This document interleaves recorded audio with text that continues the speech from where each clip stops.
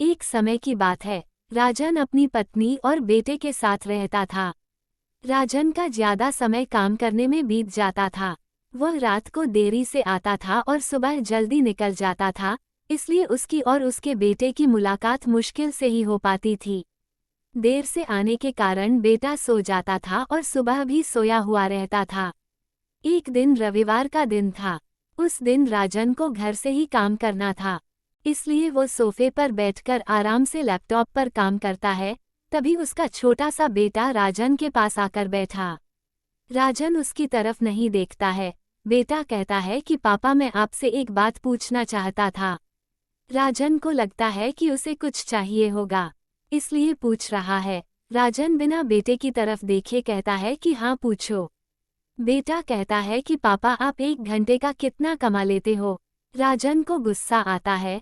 वो कहता है कि तुम्हें क्या करना है, इस बात से जरूर तुम्हें कोई फालतू की चीज या खिलौना चाहिए, इसलिए पैसों के बारे में पूछ रहे हो। ये सब तुम्हारे काम की चीज नहीं है, जाओ जाकर सो जाओ और मुझे मेरा काम करने दो। बेचारा बेटा चुपचाप जाकर अपने कमरे में सो जाता है। काफी रात हो गई थी।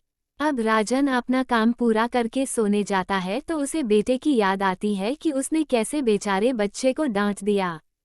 शायद उसे सच में कुछ जरूरी चाहिए होगा, नहीं तो वह पैसों का क्यों पूछता। ऐसा सोचकर राजन बच्चे के कमरे में जाता है और उसके माथे पर हाथ फेरता है। मेरे बच्चा सो गया क्या? तभी बच्चा अचानक उठ बैठा और बोला, नहीं पापा, मैं जागा हुआ हूँ।